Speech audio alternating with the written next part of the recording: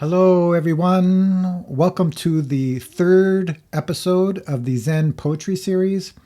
In this video, I've selected some poems that I received from the YouTube comments, by email, and some selected ones from various texts. As usual, I selected these poems randomly and intuitively, so I can't get all of the poems I received into these videos. But if you are supporting in our Patreon community, I'm collecting all of the poems that I received through YouTube and email, and I'm putting these exchanges and poems inside my website. So if you're in the Patreon community, you have full access to that. Before we begin, I would like to share an interview with Zen Master Seung. Primary Point, which is the magazine publisher of the Quantum School of Zen, interviewed Zen Master Seung about poems. And I think it's going to be very helpful if you're considering submitting a poem, kind of the direction and style of how to create these poems. So here's the interview with Zen Master Seung. Zen and poetry. Question: why do you, as a Zen master, bother to compose poems? Zen Master Seung replied, for you.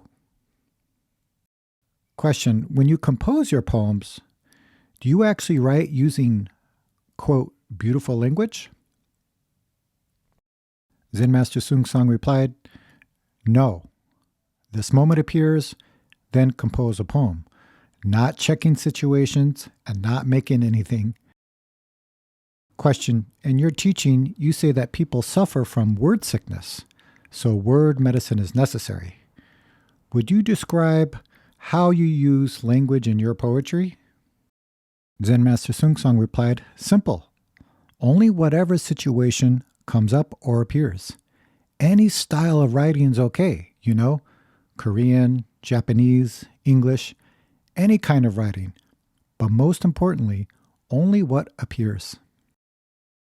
Question: this seems too simple. I love reading your poetry because it allows me to connect to this moment. So what if I was to say to you, I love your poems. They are so beautiful. What would you say to me in response? Zen Master Seung replied, I don't care. Question: of course, in your teaching, you often talk about candy, something that gives us a good feeling. So a Zen master's words can sometimes be candy and sometimes hooks. Is there candy in your poems? Are there hooks? Zen Master Seung replied, yes, sometimes candy and sometimes hooks appear in my poems, but realize that I don't create candy or hooks in these poems. They are written with no intention, only for all of my students. Question: what happens in your mind when you read or hear other people's poetry? Zen Master Seung replied, I don't check other people's poetry. The mind with which I read others' poetry is only a practicing mind, so the meaning appears. Then I only comment. Question: so what is the best way to read your poems so that I may learn your teaching? Zen Master Seung replied, put it all down, everything. Then my mind and your mind can connect. Question: that's not so easy. Is poetry Zen? Does true poetry manifest Zen mind? Zen Master Seung replied, Zen mind, poetry mind, writing mind, practicing mind. All are not different.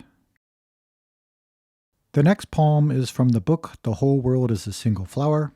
It's koan number 206, Deceiving All Buddhas and Eminent Teachers. Zen Master Hyo Bong wrote, I look at this world, and nobody escapes life and death. If you want to take away your suffering, throw life, death, and nirvana into the garbage. This poem is a little bit different compared to some of the others in this series.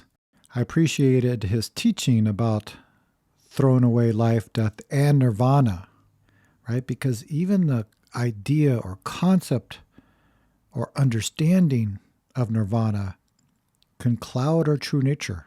So if we want to take away our suffering, meaning if we want to understand our true self, understand this enlightened nature, we need to throw all of it away. Up next is a poetry exchange. This is from the Platform Sutra of the Sixth Patriarch. A monk who was having a conversation with Hui Neng read a poem from his master, who was Master Wu Lung, and Hui Neng's response. Wu Lung wrote, "Wu Lung has skillful means to cut off all thinking. Facing situations, the mind does not arise. Every day, Bodhi grows." Hui Neng's response, "Hui Neng has no skillful means to cut off all thinking. When situations arise, the mind responds. How can Bodhi grow?" To me, Hui Neng has a very interesting style. I like how he takes what somebody says and turns it around to its opposite. So Wu Lung said, Wu Lung has skillful means. Hui Neng said, Hui Neng has no skillful means. But what's unique to me about this poem is ending with a question. He's done this before. So instead of pointing to this moment or the truth of the moment, he's leaving the person with the question so they can experience the mind before thinking, attain it for themselves. Then the truth can appear by itself. Next, we have a poem from YouTube user Heleena. Many of you know Heleena. If I am me and you are you, the world is upside down. If we are all one and believe it is so, the world is upside down. When there is no you and there is no me, no world can be found. What do I see when I don't see me? Ha! The clouds are high. The wind is strong. Interesting poem here. In the beginning, we have the play with the opposites world, the world of understanding, duality. Then it's asking a very interesting question. What do I see when I don't see me? And then there's this loud belly shout, cuts.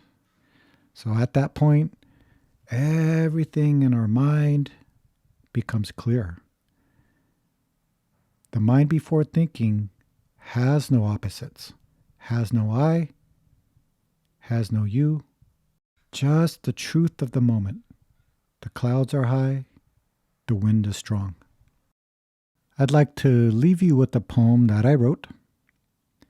Now you'll notice in the poem it plays with what we call freedom thinking. This kind of mind can help us pierce through our tight hold of our understanding and logic and helps free our mind to go any place, anywhere with no hindrance, where anything is possible.